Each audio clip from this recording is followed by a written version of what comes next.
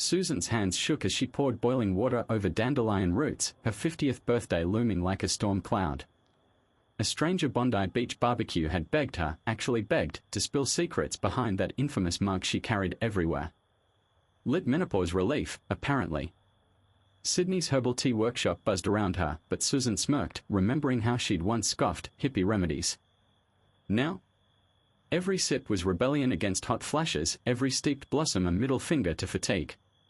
Bold moves tasted bitter, earthy, perfect. And Susan's hands shook as she poured boiling water, steam curling like whispers of doubt. That mug, chipped, sunflower yellow, had survived 3 moves, 2 divorces, and a decade of beach BBQs where she'd smiled through hot flushes pretending paprika was sweat. Now it held dandelion roots, golden as Sydney's winter light, steeped because some wellness blogger swore it'd stop her bones from creaking like a rusty screen door in a coastal breeze. Menopause had snuck up like a sneaker wave, dragging her confidence out to sea. Nights were a symphony of ticking clocks and knees popping like bubble wrap, but mornings. Mornings were hers. She lifted mug, inhaling earthiness that smelled like childhood summers crushing weeds between pavement cracks. First sip, bitter. Second, warmth unspooling down her throat, loosening knots she'd mistaken for spine.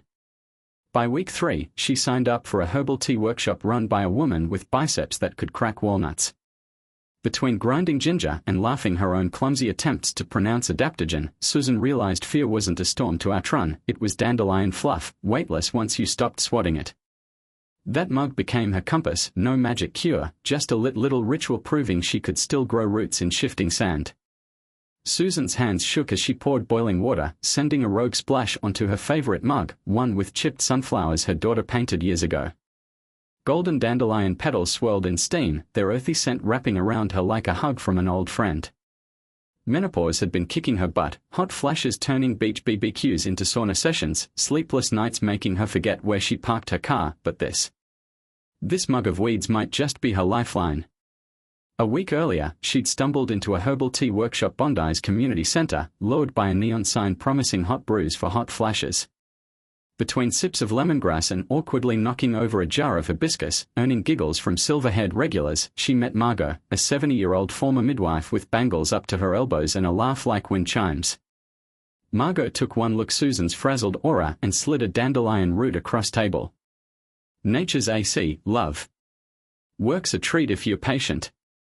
Now, patience wasn't Susan's strong suit, she'd once rage-quit knitting after dropping a stitch, but desperation made her curious.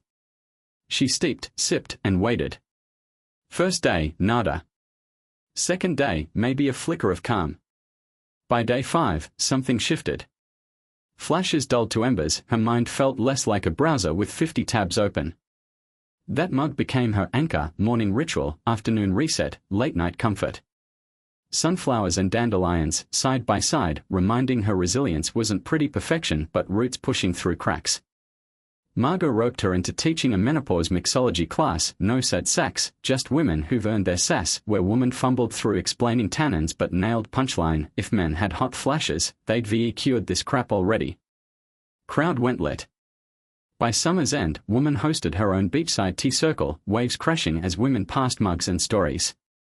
No magic cure, just tiny rebellions, against silence, against shame, against idea that fading meant failure.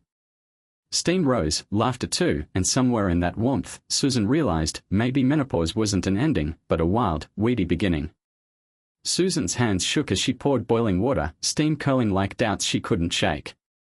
50 years old and suddenly her body had become a stranger, hot flashes crashing over her like Sydney's summer swells, nights spent kicking off sheets while her husband snored obliviously.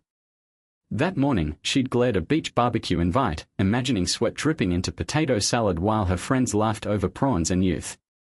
No way. But this mug, chipped, stubborn, survivor of 3 kids and a dishwasher fire, held rebellion. Dandelion roots simmered inside, golden as dawn over Bondi.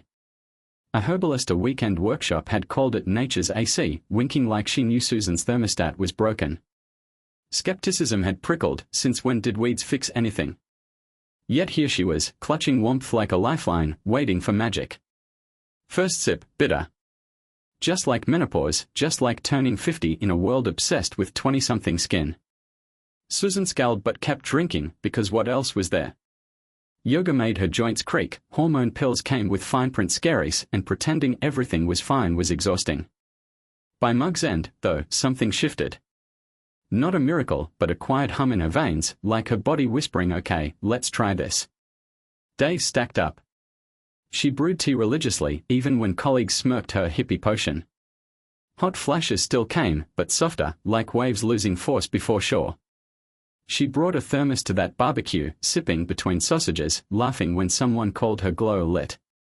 Maybe it was placebo. Maybe it was roots and time.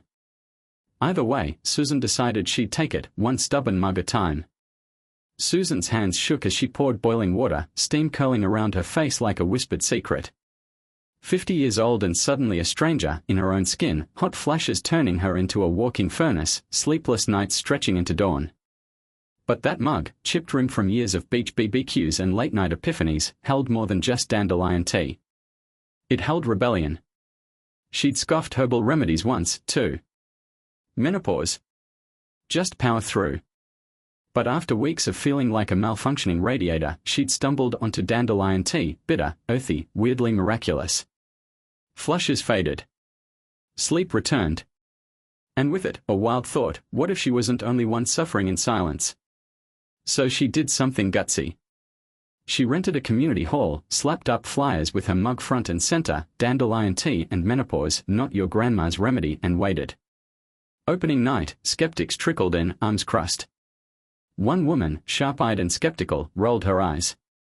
"Flowers in hot water? Please." Woman didn't flinch. She poured. Steeped. Served.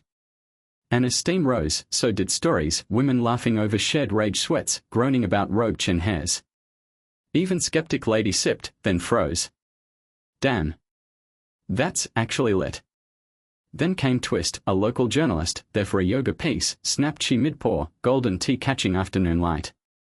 Shot went viral, 50, fierce, and fixing menopause with a mug. Emails flooded in.